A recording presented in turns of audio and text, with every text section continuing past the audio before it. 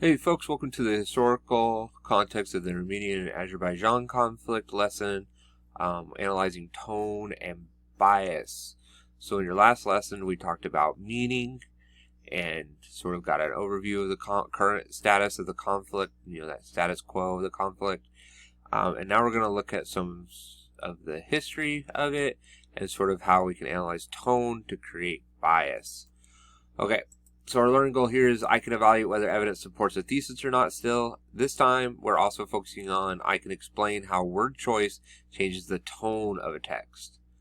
So what is tone? Tone is the use of words that show what the author's attitude or feeling is towards the topic they are writing about. I know that sounds really complicated, but basically we are just trying to figure out how the author feels about what they're writing, and that's called the tone. So if an author is angry about something, that's their tone. If they're happy about something, that's their tone, okay?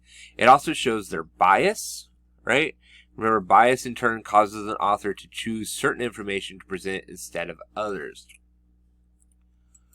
All right, let's compare and contrast some tones, right? So if I say, this apartment is a total dump, right? That tone is sort of maybe bitter or angry or upset, right? Some of those feeling words. All right, so if I change it to, this apartment has seen some life, that tone might be more like, sentimental, right? All right, let's try this one together. This apartment place will look great after some work. What's the tone there? Right, so if you said optimistic, you're right? Because they're like looking forward to the future. They think things are going to get better, so that's optimistic tone. All right, let's try the next one. This apartment is all right for now, I guess. Right, so that tone is tolerant, right? They're like putting up with it. It's okay for now. Oh, the word like I guess really signals to us like it's okay for now, right? All right.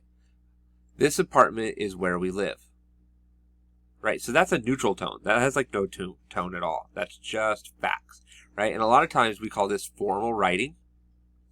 When we try to remove all tone and just write facts, we call that formal tone, okay? And finally, this apartment might be the ugliest apartment in the history of ugly and apartments.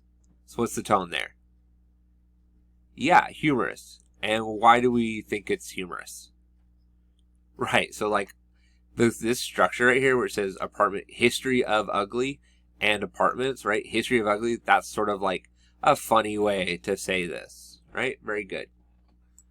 All right, so let's look at this from an Armenian official.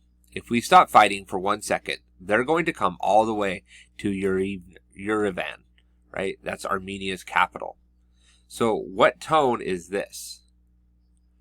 Right, so it's sort of like scared, but also like strong, right? It's like we have to be brave in the face of this great fighting, right? What's the bias here?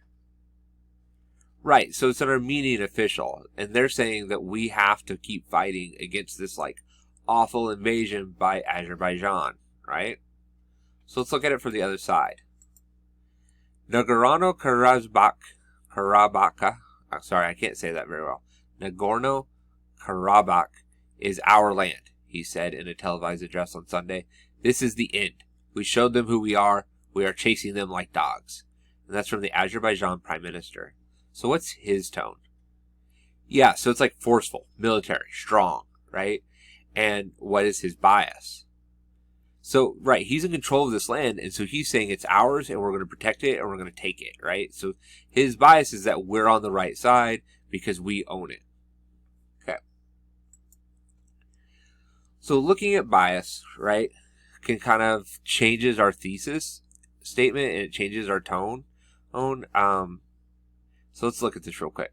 So from the Azerbaijan experience, right, Armenia has shelled the country's second largest city, Ganya, and other missiles everywhere, each assault putting civilians in grave danger.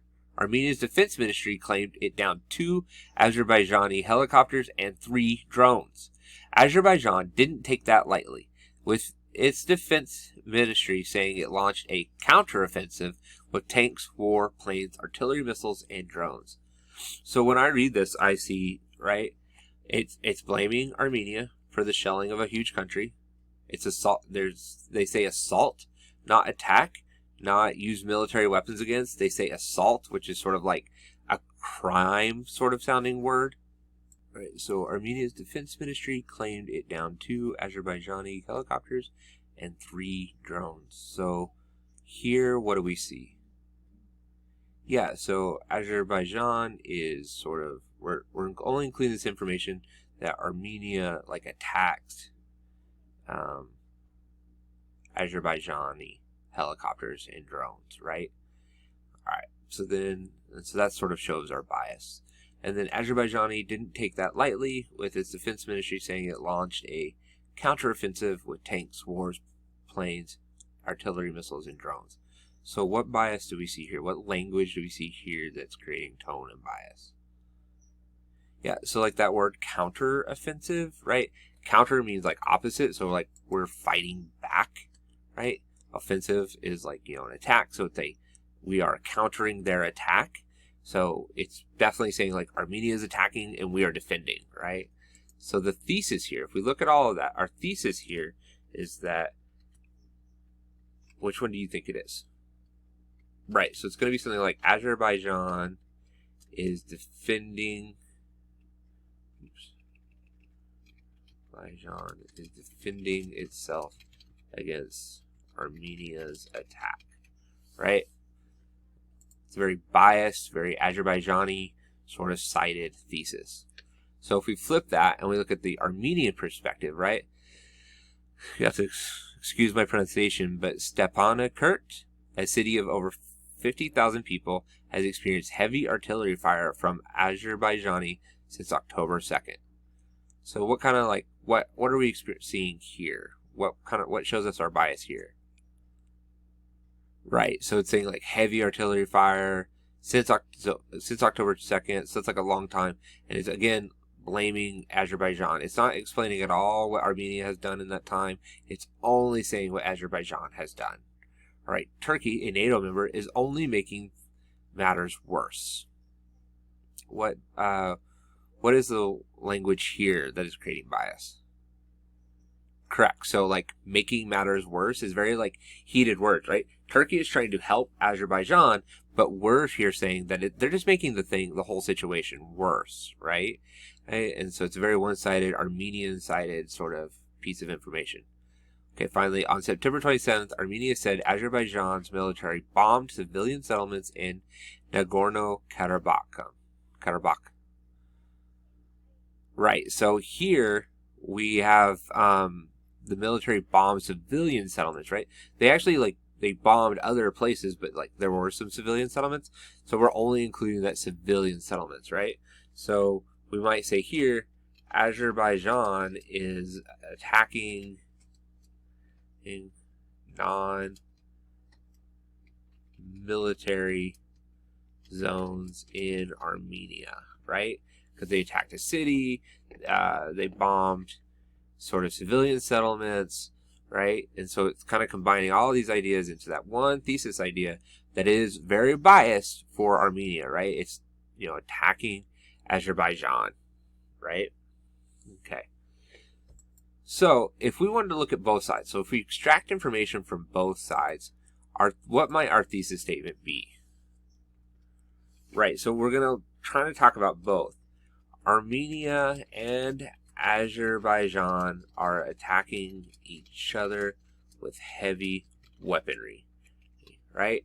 So that thesis, right, is based on the information here and the information here, and it becomes formal, right? There isn't a tone, there isn't really a judgment on either side. There's no leaning bias. I'm not saying Armenia or Azerbaijan are the victims here or the heroes here, right? It's just straight down the line, straight in the middle, facts about both countries, right? And that's sort of like what we're trying to get at with our thesis statements, how to explain a situation without bias. All right. So that's the finished lesson for this one. Please turn this in and continue with your Unit 5, Lesson 2, We Do. Congratulations. Awesome job, guys.